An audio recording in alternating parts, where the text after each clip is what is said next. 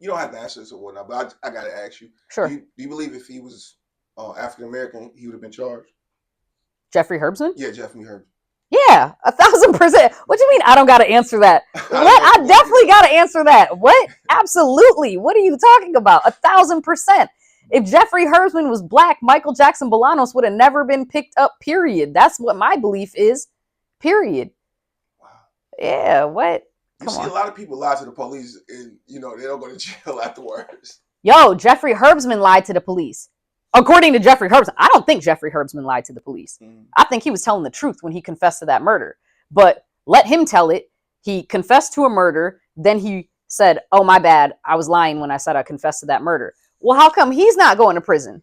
Right. Where's his charge at for lying to the police? That's crazy to me. Oh, okay. We just gonna let that one go, though, I guess, right? That we're gonna pretend like that's not important. Just like we're gonna pretend everything else in relation to that man is not important. Right. Right. Okay. I seen well, I don't know what to believe on the news or not, but I seen she also had like some stalker ex-boyfriends or something like that. Yeah, she totally did. She had this other stalker boyfriend, Aaron Pergament.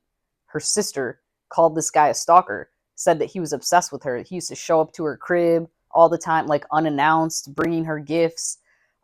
This guy evidently, he also lied to the police. He was asked whether he had a key to her house, and he said he didn't. And then text messages later on showed that he did have a key to her house. So he lied to the police. But where is his charge for lying to the police? Exactly. Man, I mean, hey, I'm just saying. This woman had a lot going on. She really did. She had a lot going on. And I'm not trying to victim shame or anything like that, but the reality of it is there was so many possible suspects. The only one that was like literally not a possible suspect was Michael Jackson Balonos. That's what made it so mind-bogglingly crazy to me. I'm like, all of these people, we got the list A through Z of all of these people it could be. But how y'all ended up with this man is beyond me. I'm totally unsure how we got here. Was there anybody in forensics that testified? Like, or explain why it wasn't a bunch of blood matter on him? Well, why there was not a bunch of blood on Michael Jackson Balonos? Exactly. Because he didn't kill her. Wait, no, that's facts. I'm just saying, did anybody take the stand and say that? Like, if he did this close, he would have had it all over him, or what?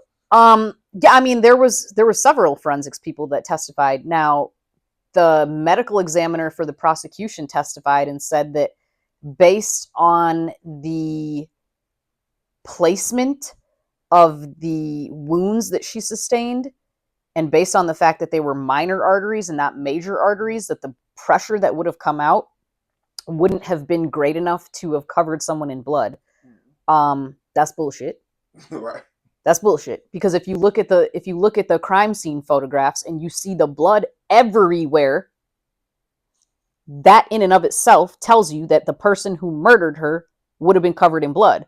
And again, as Brian Brown very cleverly pointed out in closing and several times throughout trial, she was stabbed multiple times in the back of her head.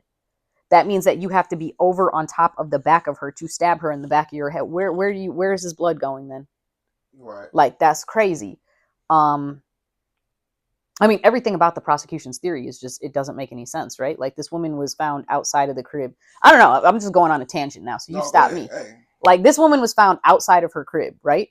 This alarm system, the last motion it had in her house was at 1:24 a.m., right? There's no more motion from 1:24 a.m. until 4:20, which means what? This murder had to have happened before 1:24 a.m. Interestingly enough, at 1:24 a.m., there's a guy that looks like Jeffrey Herbsman that's running away from the area of the location. Oh, I didn't know that part. Oh, wow. Yeah. There's a guy that looks just... Now, did the police investigate that? Did they try to look into who that actually was or anything? No, but I was able to find a photograph, like, play that video, slow it down, pause for like 4.5 hours until I found this frame in there and was able to put it next to Jeffrey Herbsman at the Kalamazoo interview, and it looks just like him. That's crazy. But anywho, I digress. So at 4:20, this alarm goes off in the crib, right? Mm-hmm. It's one motion that goes off at 4:20. So that means at 4:20 and 59 seconds, the motion ceases to exist. That's 59 seconds of motion, right? Because then at 4:21 and 4:22, it goes into sleep mode. The ADT system goes into sleep mode, which means it's detecting motion. Motion happens, then it looks for motion. Then at 4:23, it goes into idle mode. Idle mode means there's no more motion. At 4:23 and 25 seconds, you can see Michael Jackson Balonos walking up on near the Greektown Casino. But at this point in time, Samantha Wall was already outside of the house because he's already passed Samantha Wall and he's already touched her to see if she was alive, and she wasn't. And then he was like, oh shit, let me get out of here. Right? So he leaves. There's one motion at 4:20. That's Samantha Wall leaving her house. That's not Michael Jackson Bolanos entering in the house. That's not any sort of interaction between the two of them that occurs inside of the house, because otherwise there would have to be more than one motion because there's two people, which means there has to be two motions, right? Simple, yeah. That's how that math would go. Because unless this guy comes inside the house and he would have to come inside the house, he would have to tussle with her in the kitchen, through the kitchen, all the way through the house, cause contusions all over her, stab her 8 times, and then get out of the house, and then she would have to get out of the house in 59 seconds. But let me tell you why else that's not possible. Because there's a pool of blood in the hallway of the house. For there to be a pool of blood, pool means what? It's accumulated. Accumulated means what? It took time to accumulate, right? Exactly. So that can't happen in 59 seconds if she's found outside. There has to be a period of time for that to accumulate. When does that pool of blood accumulate? Between 1:24 a.m. and 4:20 a.m. That gives a pool of blood time to accumulate. So I don't understand why the prosecution doesn't understand how time works. I don't know. Like, that's obviously like such a sci-fi theory to the prosecution. They're like, time? What is time? I'm like, wow, okay, Socrates. Like, let me tell you what time is.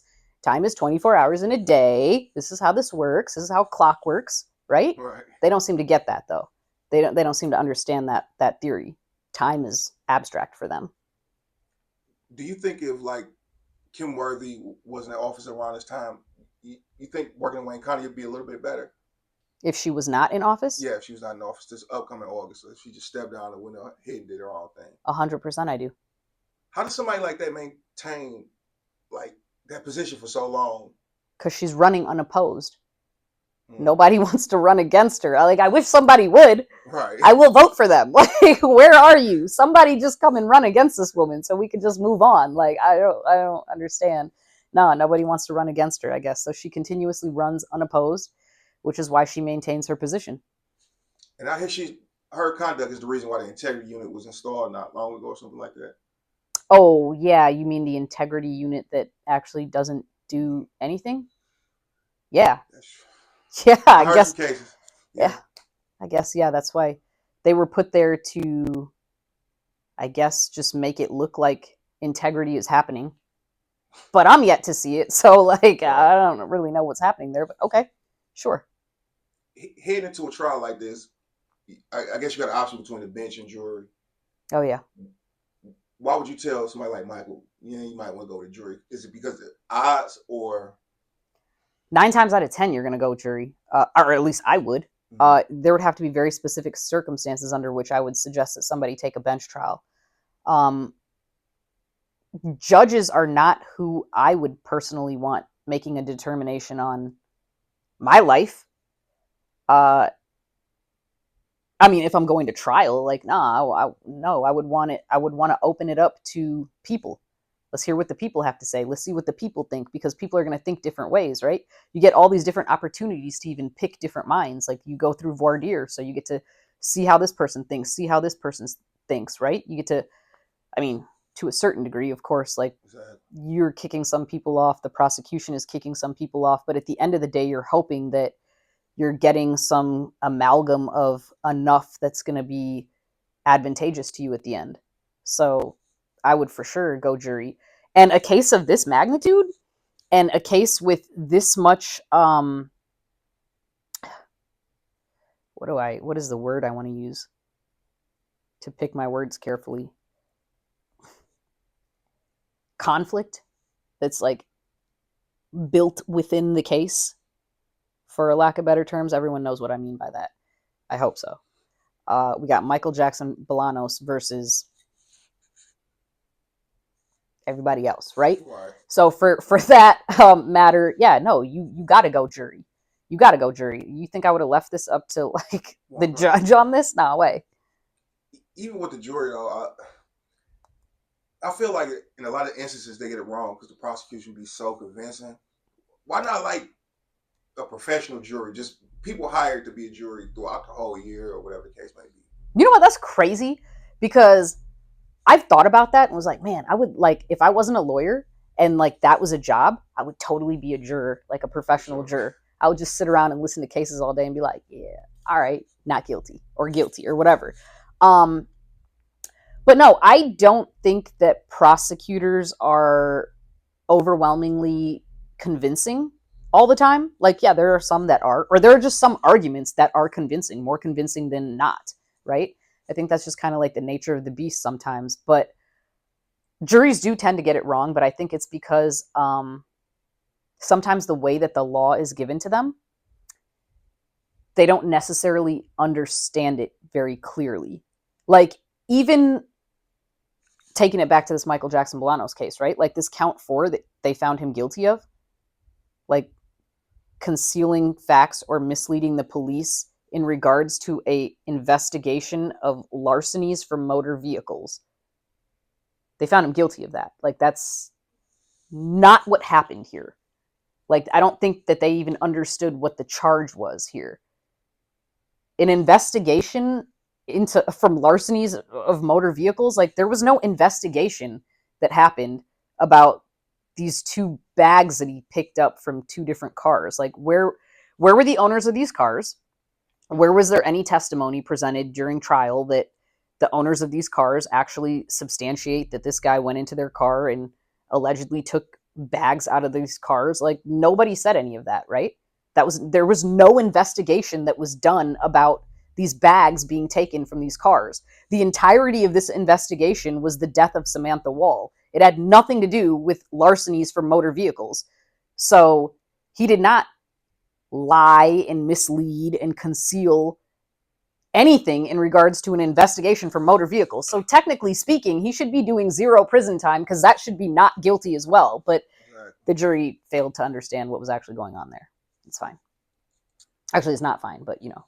Yeah, I go back to the point where they charge you this, and that. And exactly. They'll get you on the back. Exactly. How's he holding up after this? Do he feel like, hey, at least I'm not doing life? And what's the possibility they might charge him again? Okay, so they've already determined that they can't recharge based on Supreme Court law, but they want to appeal to the U.S. Supreme Court and have the U.S. Supreme Court overturn themselves, which is probably not going to happen. I don't think, at least. So that's wild of them. How's he holding up? At least he's not doing life. Yeah, I mean, definitely he's thinking that. He's like, wow, great. I'm not doing life for something I didn't do. So that's good. I shouldn't be doing life for some shit I didn't do. Right. So that's positive. He's definitely happy about that. But is he happy that he's doing prison time at all for also something he didn't do, which was lie or conceal facts to the police regarding an investigation of larcenies from motor vehicles? No, so he's like not happy about that part because that's some bullshit. Am I even allowed to swear on this? Like, am I? Yeah, I could blank it out, or if you don't want to hear yourself cussing and you tell me to blank it out, I do it. Oh no, I don't care. Okay. I was just curious, like I don't know what kind of audience we have here. So. Oh yeah, it's ratchet. Wow. Oh okay, great. Criminals. Yeah. For sure. People just like true crime. Okay. All right. Well, but let's backtrack a little bit. You said the Supreme Court ruled that they couldn't, but I thought if it's deadlocked, I thought they could retry you again if it wasn't. No. So with these specific charges that he was facing, it precludes them from being able to retry. Reason being, he was charged with 4 things, right? He was charged with felony murder, premeditated murder, home invasion, and then this whole lying to the police about larcenies from motor vehicles thing, right? Right. He was found guilty of count 4, lying to the police, blah, blah, blah. So let's take that off the table, right? So count 1, felony murder, the jury hung. Count 3, home invasion, the jury hung, right? Count 2, though, premeditated murder, they said not guilty. inclusive of premeditated murder, there was an underlying that was a lesser included of second degree murder. They also found him not guilty of second degree murder, right? So because second degree murder and felony murder have the same elements, they cannot retry on felony murder because that's considered double jeopardy. Because he's already been found not guilty of second degree murder, which means you don't get a second bite at the apple. Now, following that, with the home invasion, when you home invade into someone's house, you got to do it for one of two reasons, either for an assault or for a larceny, right? The prosecution got their pick at the beginning of trial, and they decided to pick assault. They were like, he went inside of her home to assault her. First of all, he never went inside any home, but y'all are crazy. Okay, right? That's the theory they wanted to go with, that he went inside her home to assault her. It was their pick. That's what they picked. Well, he couldn't have went inside that home to assault her because he was found not guilty of first degree murder and second degree murder. So that means no assault happened, right? Because in order, like, if someone's getting murdered, there's an assault. They found that not guilty. So under the home invasion theory that they chose, that has that assault, now they can't retry on the home invasion either because you guys chose assault. You didn't choose larceny. So you don't get another bite at the apple. You don't get to change it now and be like, oh, well, we're going to go for larceny. No, you can't do that. It's over. It's a wrap. You chose what you chose. You got what you got. That's your bad. Have you seen anything, like, I'm talking about in Michigan, period, that was crazy as this? I mean, not on No. TV, not in Cali, but just in Michigan. No, nobody has. Man, like, this case received like worldwide attention for how, like, not even just nationwide, worldwide attention. That's how crazy this case was. Like, this was like spoken about all over the world. Like, Brian Brown was receiving phone calls from like here, there, and everywhere about this case. Like, crazy amount of attention. This is just something ridiculously unheard of. Probably will never happen again. Yeah, the chances of all this happening in that night. But like I told you, I never seen somebody go from breaking in cars to killing in home invasion. I just never seen that transition. Because it doesn't happen. Because it literally doesn't happen. Like, this is crazy. The amount of things that occurred through the entirety of this trial, from the way that they charged this, the theory that they had, the timeline they used, their use of attorney-client phone calls, like, they entered those into evidence. Phone calls between Jackson Balonos and Brian Brown were entered into evidence by the prosecution, and they tried to, like, piecemeal it, like, do bits and pieces. Like, that's crazy. Attorney-client privilege just doesn't exist anymore. The judge, we filed motions for this, and the judge made a ruling and was like, no, it's coming in. That's wild. Attorney-client calls coming into a trial and being played for a jury, like, that is crazy. That's crazy. But yeah, they were able to get away with stuff like that. And even with getting away with stuff like that, they still couldn't meet their burden. They tried everything. Like, that's the most underhanded thing, to try to use calls between an attorney and a client. Like, that is so privileged. And that privilege is like literally is part of our core foundation of our judicial system, right? Like, that is such a coveted thing right there. And for you to exploit it like that and then play it for the jury, and then they thought they was going to play slick, right? They tried to like play a couple seconds of it, like a minute or two of that call. I was like, nah, because I listened to that call, right? I listened to that call in its entirety. I called Brian. I was like, bro, you got to play the whole call. I was like, the whole thing. Like, the rule of completeness. Like, if they're going to play a portion of it, like, let them do that. But when we come back around, we're playing the entire call. Because that entire call is like a closing argument in and of itself. Like, that call was Jackson Balonos being like, dog, like, I did not do this. These people are crazy. Like, why are they saying this? Blah, blah, blah, blah, blah, blah, blah, blah, blah, blah, blah, blah. Like, it was an entire, like, 16-minute call between him and Brian Brown that we played for the jury. Like, crazy. It was beautiful. I was like, the prosecution is so stupid. Like, these guys just tried to play a couple minutes of it thinking they were slick. Like, oh, y'all must have forgot that the rule of completeness exists. Like, yo, bad. Wow. So basically, you guys gotta stop telling people to maybe just talk to an attorney over the phone, because if it's being allowed in. Man, it's crazy. Yeah. Like, first of all, and generally speaking, like, we, as attorneys, like, even though we talk to our clients on the phone, like, we'll always tell them, like, don't talk about the case on the phone. Sure. And they actually, like, the thing is, the conversation that Brian Brown and Jackson Balonos were having over the phone was actually not like intricate, detailed information about this case. It wasn't like strategic detail that was being discussed. It was literally what had just previously happened at the preliminary exam, like just a couple hours earlier. They were just rehashing what already occurred. But the problem with that is, like, it's really unfortunate, man. Like, you have this white prosecutor, right? And, like, I don't care. People are going to be like, oh, man, everyone makes things, like, race-based. I don't care. Some things just have to be race-based, and that's just what it is. You have a white prosecutor overhearing a conversation between two black men, right? And the way that they talk with one another and the lingo that they're using and what they're discussing, this guy can't even understand what's going on. Exactly. So he thinks he's hearing things, and he thinks he's like, you know, some private investigator like Columbo, like putting together like facts, right? But the reality is this guy doesn't even understand what the fuck he's listening to. Like, he has no idea, conceptualizing nothing of what's happening here, because he doesn't understand what, first of all, he has no basis as to what the hell this conversation is. Secondly, he clearly does not understand what is being discussed here.